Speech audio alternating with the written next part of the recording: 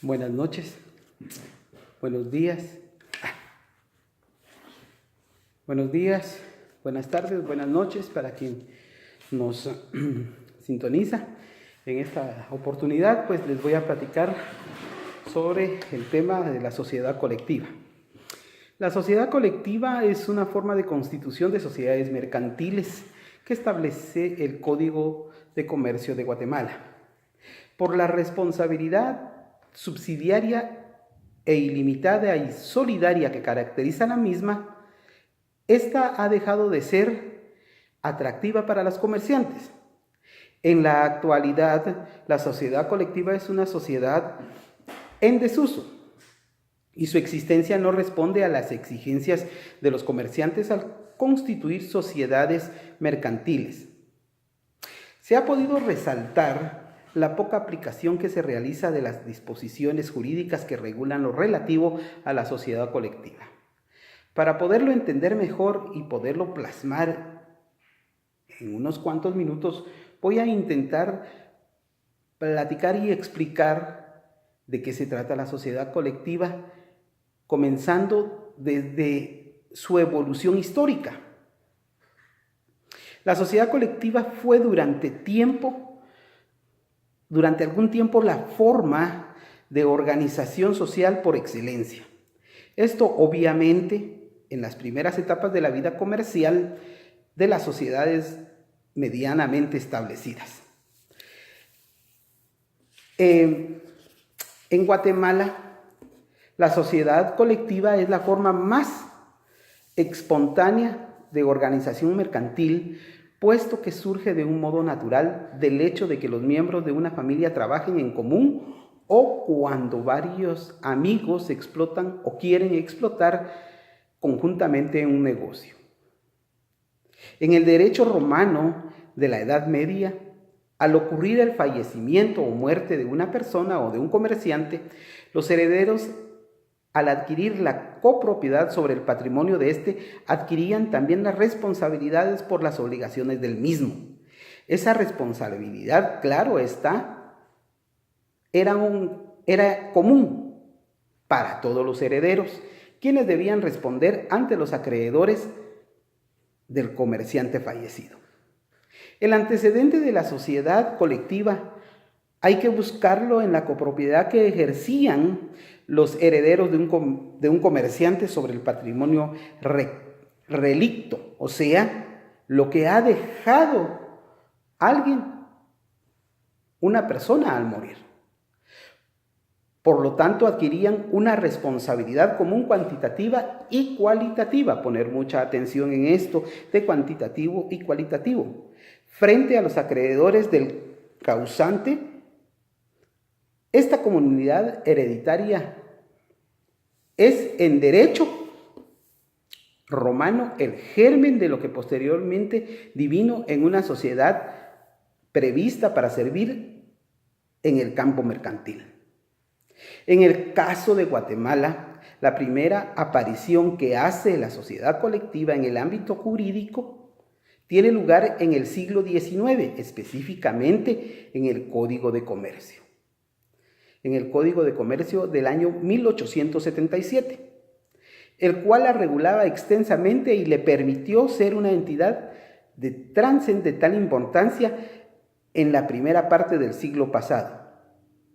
Importancia que poco a poco y paulatinamente fue decayendo y que provocó que en el actual Código de Comercio, el cual, se ha dicho de paso, casi queda ya obsoleto o está obsoleto, pues data del año de 1972, solo se concedan algunos artículos para su regulación, como lo vamos a ver más adelante. En la actualidad y en los inicios del siglo XXI y ante los constantes cambios y exigencias del comercio y el derecho mercantil en general, la sociedad colectiva ha visto diluir su importancia y debido al atractivo que poseen otras formas de sociedad mercantil como la sociedad anónima, particularmente en cuanto a la responsabilidad limitada, está en decadencia, puesto que muy pocos empresarios optan por organizarse bajo la forma de sociedad colectiva debido seguramente a que ven poco atractivo arriesgar no solo su aportación, sino también su patrimonio, el patrimonio personal de cada uno de los socios. ¿Por qué digo esto? Porque la sociedad colectiva tiene ventajas, como también tiene sus desventajas. Y aunque parezca una cuestión lógica, habrá que aclarar que algunas de las ventajas de una sociedad, desde el punto de vista de los comerciantes sociales, se traducen en desventajas para los clientes de los mismos y viceversa. Algunas ventajas para los clientes se traducen en desventajas para los comerciantes al momento de cumplir con las obligaciones adquiridas en el desarrollo de la actividad mercantil propia de las personas colectivas de las cuales se trate. Propiamente las personas organizadas bajo forma mercantil de sociedad colectiva, las ventajas podríamos asumirlas que son dos. Por ejemplo, primero, su organización y función son fáciles. La organización de la sociedad colectiva en la forma en que aparece en el Código de Comercio de Guatemala es sencilla de operar, puesto que no es necesario hacer clasificación o diferencia de los socios al ser su responsabilidad ilimitada, subsidiaria y solidaria con ellos mismos. ¿Ya? Por la misma razón, el hecho de contar con la responsabilidad ilimitada, solidaria y subsidiaria de quienes integran la sociedad permite que estas funciones sin mayores complicaciones en el sentido de adquirir mayor o menor grado de responsabilidad de un socio respecto al de los demás. B, o segundo, posee una forma flexible de administración. En este caso, incluso puede obviarse la estipulación que designe a uno o alguno de los socios como administradores. Las desventajas de la sociedad colectiva pues también las podemos describir en dos partes o en dos elementos.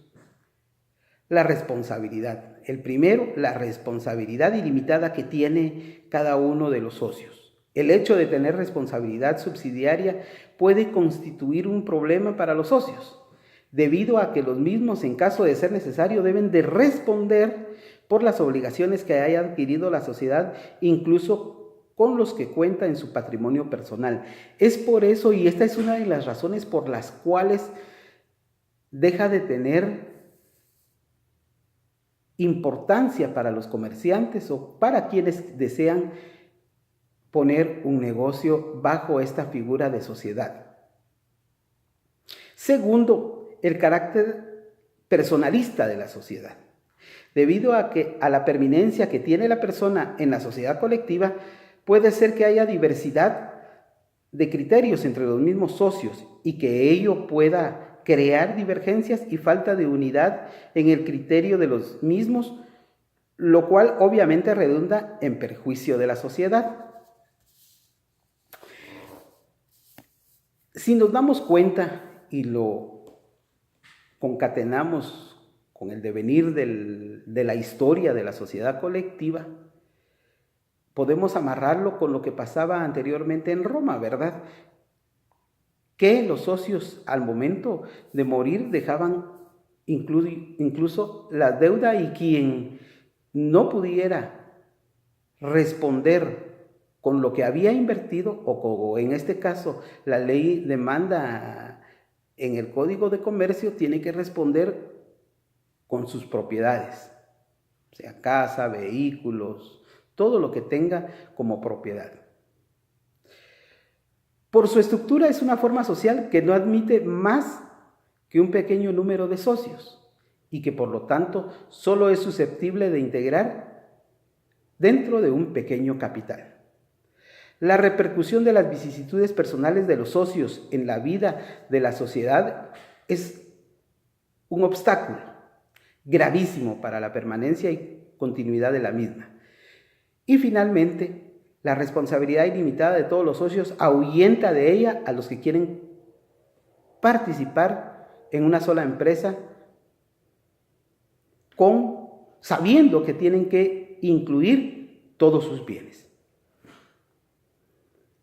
Actualmente, en el artículo 59, la sociedad colectiva es la que existe bajo una razón social y en la cual todos los socios responden de modo subsidiario, ilimitado y solidariamente de las obligaciones sociales. Es decir, ya se plasma en el artículo 59, o sea, ya el derecho mercantil, mediante el Código de Comercio, decreto 270, ya lo incluye y amarra y obliga a que los socios respondan de manera solidaria y ilimitada ante terceros.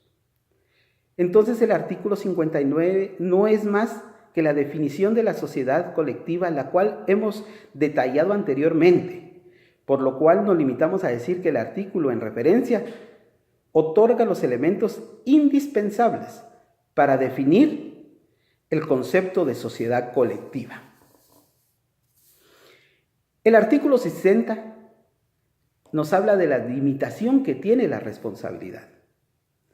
La estipulación de la escritura social que exima a los socios de la responsabilidad ilimitada y solidaria no producirá efecto alguno con relación a terceros, pero los socios pueden convenir entre sí que la responsabilidad de algunos o algunos de ellos se limite a una porción de cuota determinada. La exclusión de uno de los socios de las obligaciones contraídas por la sociedad no produce efectos, como lo vuelvo a repetir. El artículo 61 nos habla de lo que es la razón social. La razón social se forma con el nombre y apellido de uno de los socios o con los apellidos de dos o más de ellos, con el agregado obligatorio de la leyenda y compañía, sociedad colectiva, leyenda que puede abreviarse ICIA.S.C, compañía, sociedad colectiva. Este artículo permite establecer que la razón social de la sociedad colectiva es como un equivalente del nombre de las personas individuales. La razón social es el nombre con el que el público puede identificar a la sociedad. O sea, es como un nombre propio. Por decir algo, Barrios Castillo y compañía de S.C. Artículo 62. Nombre de la razón social. La persona que no siendo socia permita que figure su nombre en la razón social queda sujeta a las mismas obligaciones y responsabilidades de los socios. Sin embargo, si el nombre completo o el apellido de un socio que se hubiere separado de la sociedad hubiere de mantenerse en la razón social por haberlo convenido así con los demás socios o haberlo autorizado, sus herederos deberán agregarse a la razón social la palabra sucesores, que podrá abreviarse SUCS, S-U-C-S. De lo contrario, se mantendrán las obligaciones y responsabilidades señaladas en el primer párrafo de este artículo. Artículo 63. Administración a falta de pacto. En defecto de pacto que se señale a uno o alguno de los socios como administradores, lo serán todos. Destaca en este artículo la flexibilidad en la administración de la sociedad, ya que incluso puede omitirse la estipulación que señale a algún socio como administrador. Artículo 64. Vigilancia. Los socios no administradores podrán nombrar un delegado para que a su costa vigile los actos de los administradores en el caso que se designe un administrador, que bien se puede nombrar. Los demás socios podrán vigilar su accionar mediante el nombramiento de un delegado. El artículo 65. Resoluciones en Junta General. Las resoluciones que por ley o por disposición de la Escritura social correspondan a los socios serán tomadas en la Junta general convocada por los administradores o por cualquiera de los socios. O sea, cualquier socio puede convocar a junta general o asamblea.